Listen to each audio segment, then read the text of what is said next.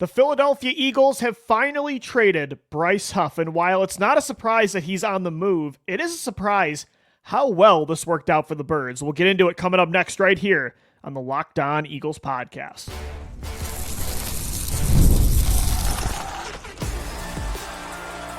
You are Locked On Eagles, your daily Philadelphia Eagles podcast, part of the Locked On Podcast Network, your team every day.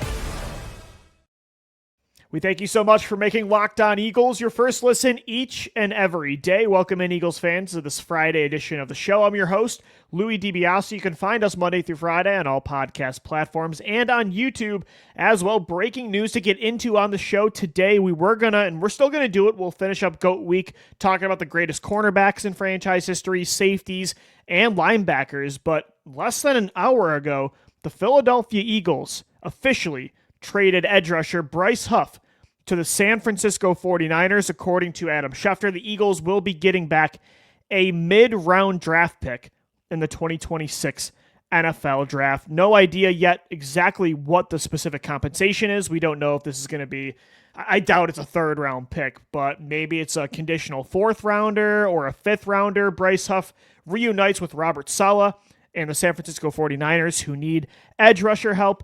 Again, not a surprise that Bryce Huff is gone, right? I think the writing was on the wall when they drafted Jihad Campbell, who is a pass rushing specialist.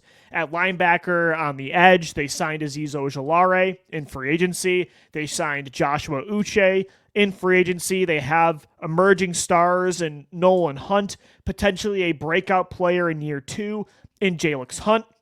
They've got 5 or 6 guys at this position that at this point are ahead of Bryce Huff. So I'm not surprised that he was traded, especially after he didn't show up to voluntary OTAs this week. The writing was on the wall that Huff was not for long in Philadelphia. Now he's gone after just 1 year with the Birds. The surprise is how well this worked out.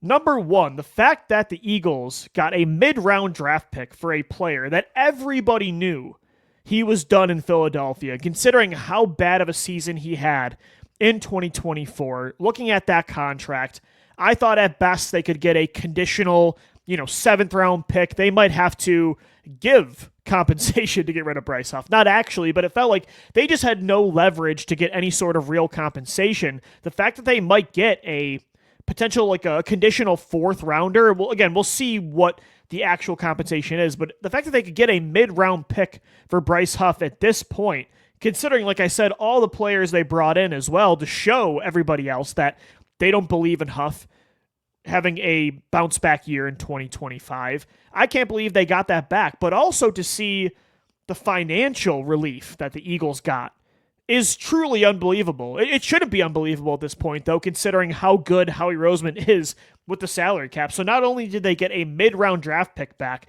but they found a way to turn his $15.5 million guaranteed option bonus into a base salary. They then turned $9 million of that money into a signing bonus. So that, based on cap stipulations, allowed San Francisco to take on the final $7.9 million in cash. The Eagles turned $9 million of that into a signing bonus, so they backloaded that. It saved the Eagles, again, $7.9 million in cash this year and $15 million in salary cap space in 2025. Like this move that Howie just made is exactly why the NFL is reevaluating their salary cap structure, because the fact that the Eagles were able to do all these different maneuvers to free up $15 million in cap space, save basically $8 million in cash spendings, and get a mid-round pick for Bryce Huff is unbelievable for a player that, again, everybody knew was on the outs in Philadelphia. I'm not going to say for a player that is bad, because I do still think that Bryce Huff can be a good football player, a good rotational pass rusher with the 49ers this year. In a vacuum, I've said it multiple times on the show, I thought if he was given a fair chance this year to bounce back, and if they allowed him to fairly compete with Azeez Ojulari and Joshua Uche and Jalix Hunt, I thought he has as good a chance to beat out those players to bounce back as Uche did, to be as productive as Ojulari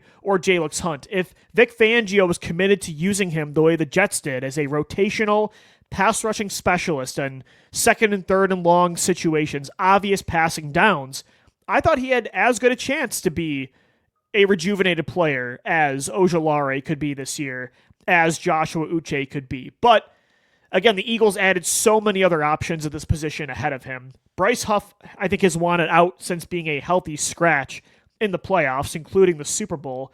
And I think Vic Fangio has been out on Bryce Huff really since training camp last year. I mean, he made comments at this time last year that he was asked the question, is Bryce Huff everything they thought they were getting and more when they paid him in free agency last year from the New York Jets? Fangio outright said no.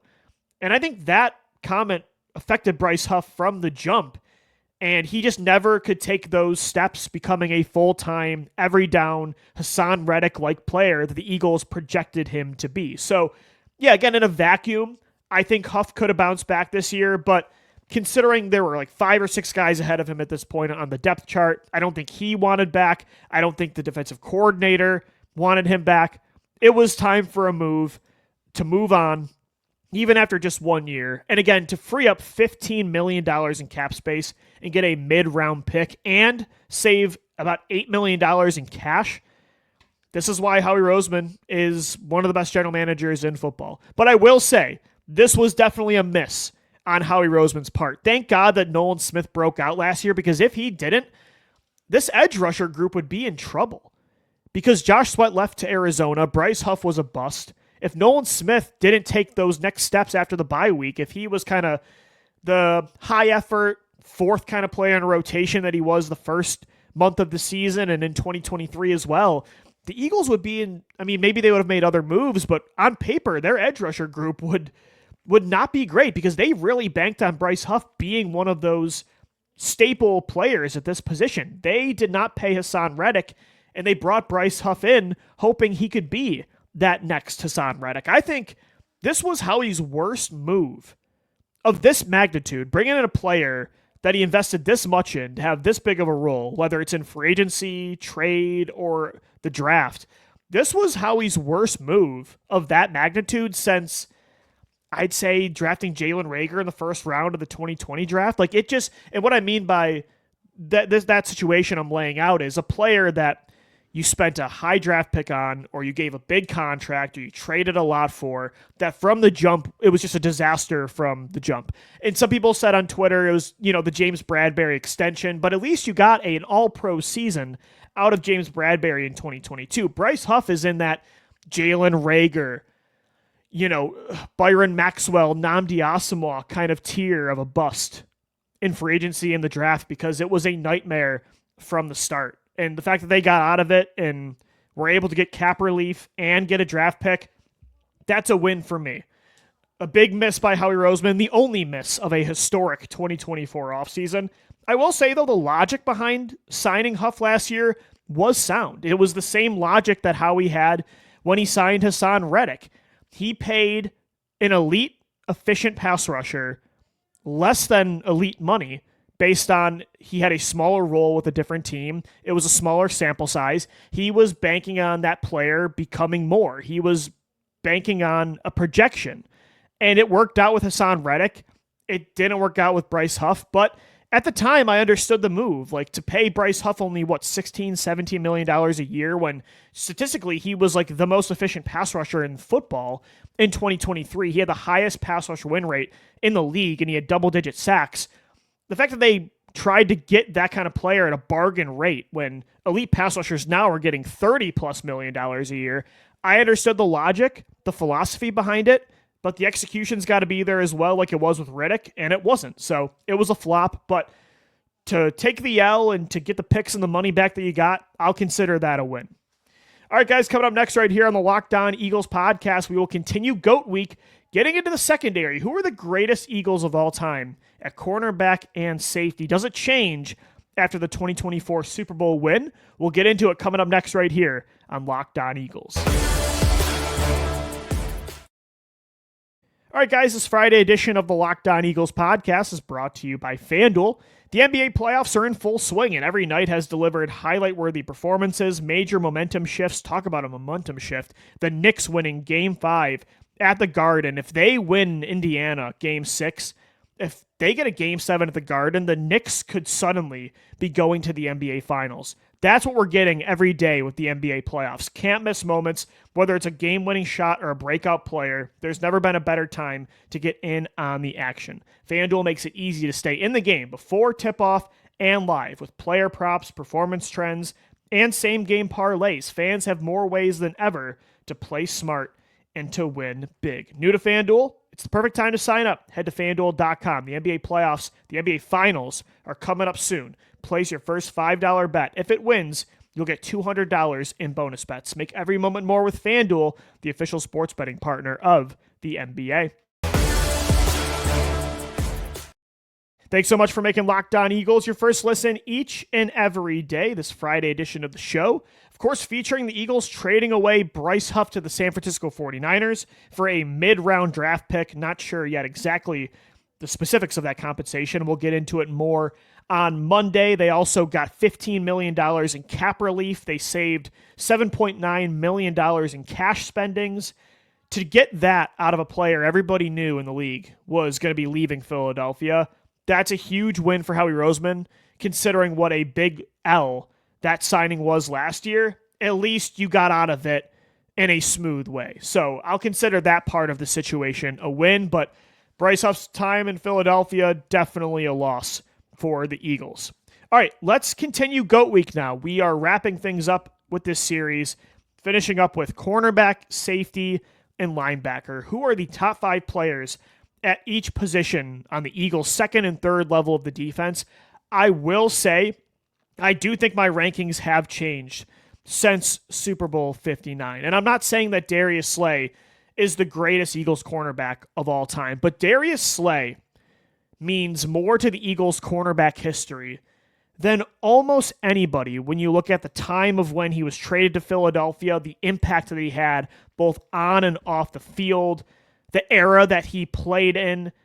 Darius Slay is one of the most important Eagles cornerbacks. Maybe he's not the best Eagles cornerback of all time. I think the GOAT is Eric Allen, and I think that's obvious. Eric Allen had 7 seasons of just insane consistency that's getting him into the Hall of Fame this year. He had 34 interceptions over those 7 years. So Eric Allen, to me, he's number 1. He's the gold standard of Eagles corners. He's the GOAT. But Darius Slay, he's not the best corner in Eagles history, but he might be one of the most important cornerbacks in all of football. It was good enough for me to put him as the 3rd best cornerback in franchise history. He's number 3. So my top 5 corners were Eric Allen, Troy Vincent's at number 2.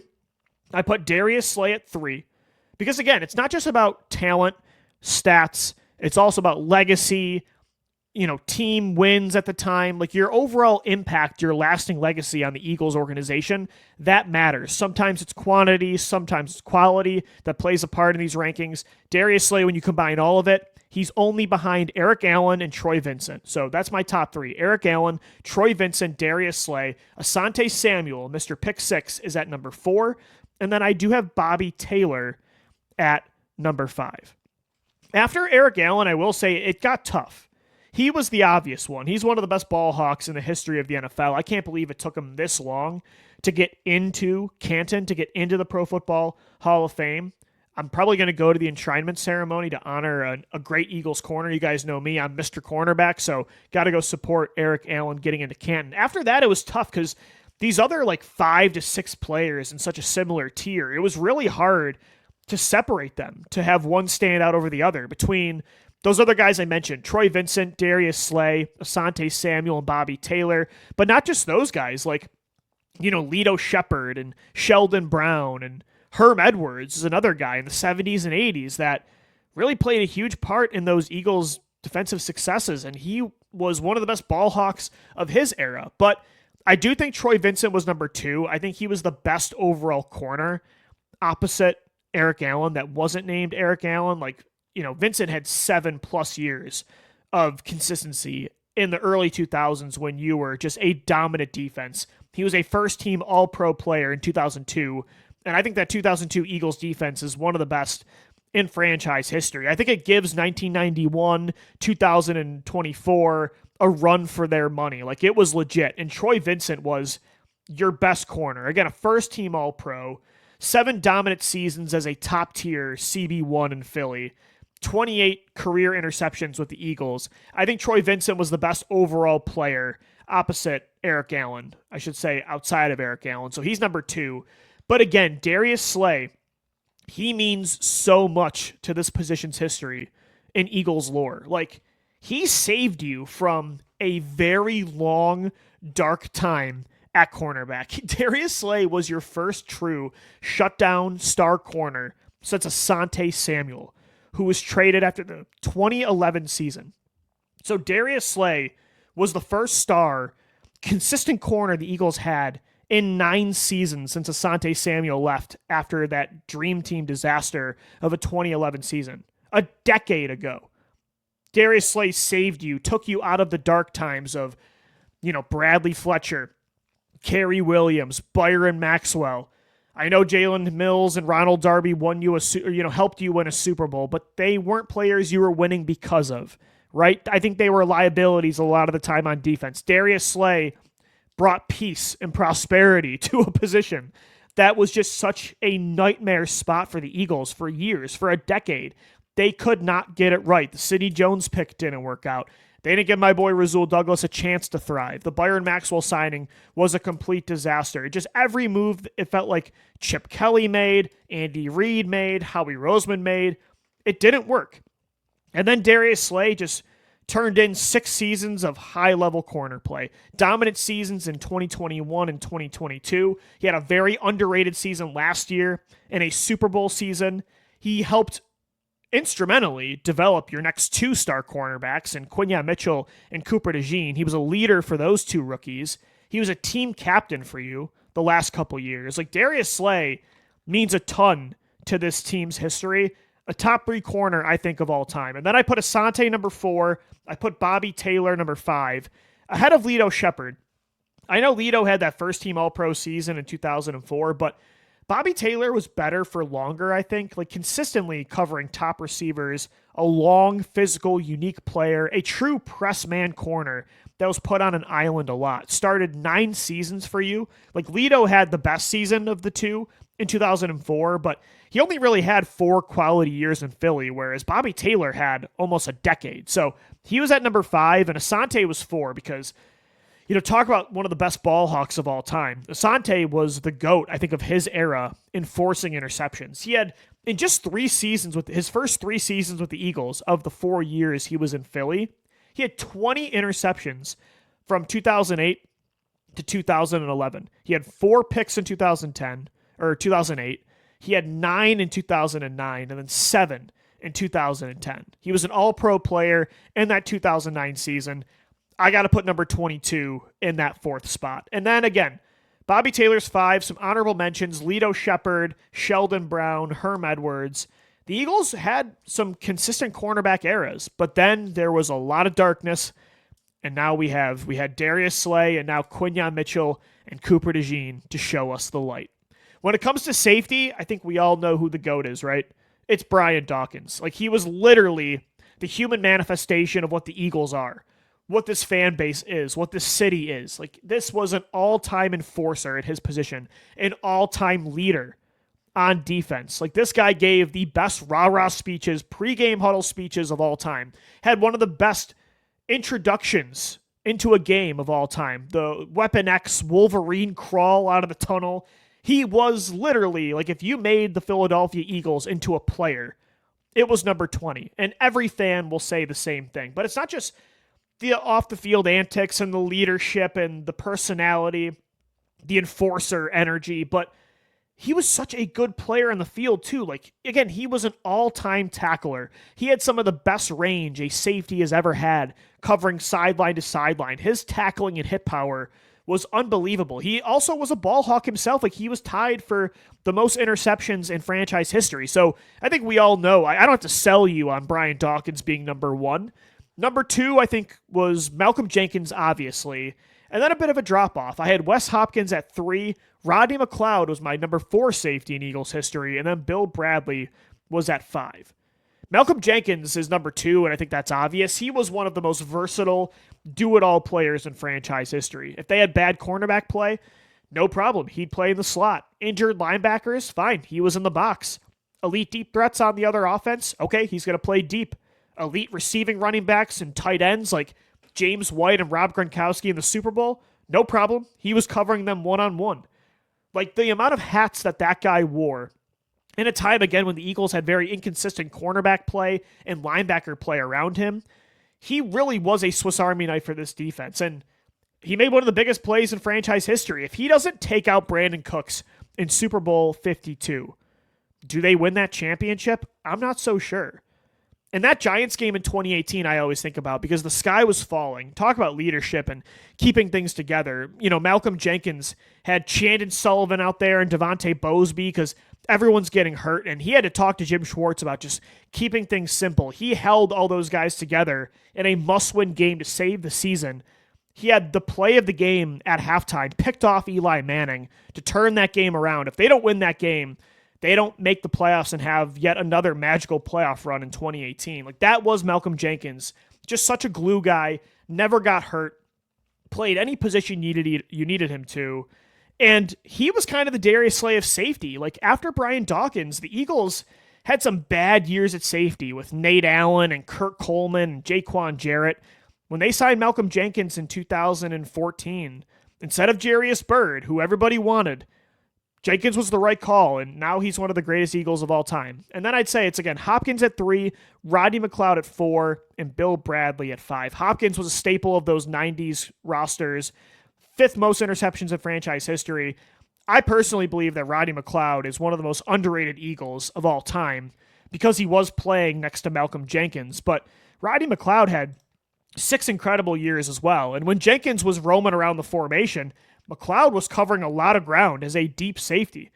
And in 2021, like, he kind of helped you transition into this new era when Jenkins was gone. He had the game-winning pick against Washington to get you into the playoffs that year.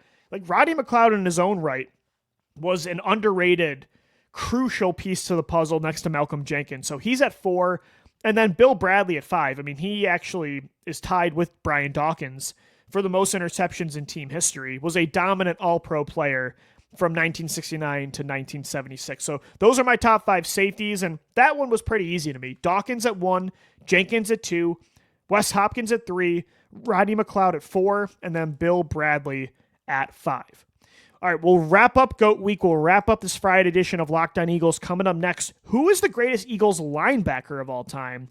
We'll do our top 5 linebackers coming up right here on Locked On Eagles.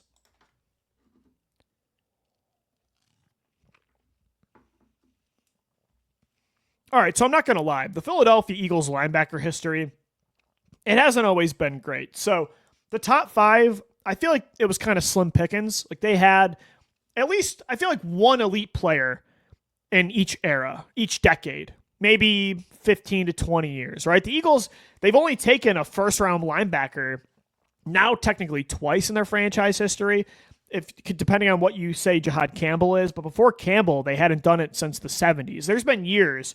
I mean, growing up for me, the Eagles never had good linebackers in the 2010s. So, but I will say now with Zach Bond, with Jahad Campbell, and Nakobe Dean, the future does look bright at this position. Do any of those guys belong on this list? Absolutely not. Not even Zach Bond yet. I know he was a first-team All-Pro player, helped you win a Super Bowl last year. If he has a couple more dominant years, I think he'll get in there because, like Saquon Barkley, last year was the best season I think an Eagles linebacker maybe has ever had. Zach Bond, a first-team All-Pro in a championship year. Like, that is the Eagles linebacker season. But after 1 year, I can't put him on the list just yet. So who do I have? Top 5 linebackers of all time. The GOAT, I think it's obvious. Chuck Bednarik, Concrete Charlie, number 1. Number 2, I have Seth Joyner. Number 3, the Axeman, Jeremiah Trotter, not Jeremiah Trotter Jr., Jeremiah Trotter Sr., Bill Berge at number 4, and then William Thomas at number 5. I think Bednarik is obviously the first one. before Brandon Graham, he was Mr. Eagle. Like Chuck Bednarik, before BG broke the record last year, had played more games for the Eagles than any player in franchise history. He helped you win the 1949 championship, the 1960 title. He helped you hand Vince Lombardi his only postseason loss ever. He played both center and linebacker. The guy served in World War II and then still came back and was a star and helped you win another championship. Like, Bednarik is number one. Some people wanted Trotter ahead of Joyner. I have Joyner ahead of Trotter. I think Seth Joyner, talk about underrated players, is one of the most underrated linebackers in NFL history. Some of his numbers are just absolutely ridiculous. Listen to some of Seth Joyner's stat line in the 90s. He had 5 of 6 seasons where he had at least 5 sacks as a stand-up blitzing linebacker. 5 seasons of at least 3 interceptions, and he had 6 straight seasons of 100-plus tackles. 875 career tackles, 37 career sacks, 17 career interceptions. I mean, the numbers are just insane. And yes, he had Reggie White in front of him and Eric Allen behind him. Like, that was an all-time great defense. But Seth Joyner was a huge reason that was an all-time great defense. So I had to put him at number 2. And then Jeremiah Trotter 3. He's the best pure middle linebacker of this modern era of the 21st century. The Eagles' all-time leader in tackles for middle linebackers, was a Pro Bowler, a All-Pro player. Those are your top 3, and I thought it was pretty easy. Bednarik number 1, Joyner number 2, Trotter number 3, and then I had Bill Berge and William Thomas at 4 and at 5. Zach Bond, though, I will say, again, it's only been one season. I did put Saquon on the list after just 1 year, but Saquon had the greatest season a running back has ever had, and he was the main reason you won a championship. So I had to put him on the list. Zach Bond, I thought about it. I thought about putting him in the top 5 because, again, a lot of these lists, I do value sometimes quality over quantity, especially if you had like a historic season in a championship year. Odds are you're going to get put on that list. But for me, I couldn't put Bond ahead of some of these other legends just yet. If he has like 1 or 2 more really good productive seasons, then he would be a top 5 player because, again, I do think 2024 might be the best individual linebacker season ever for an Eagle, an all-pro player. Bond did everything for you in coverage, sacking the quarterback, getting interceptions, forcing fumbles, not missing tackles, got a pick in the Super Bowl, one of the best diving picks that I've ever seen in a Super Bowl. Again, a first-team all-pro player in a championship season. Bond is getting close to the list, but I think he has to have at least 1 to 2 more productive years before I put him on there. So soon, I would say, but I couldn't put Bond up there just yet. Because if so, then I also had to consider like Nigel Bradham, who had an incredible Super Bowl season as well in 2017, and he was very good as well in 2018 and 2019. Michael Kendricks had some great years in Philadelphia, so I didn't want to put those guys in the conversation as well, considering there were some all-time greats I had to put in the top 5. But soon for Zach Bond, absolutely.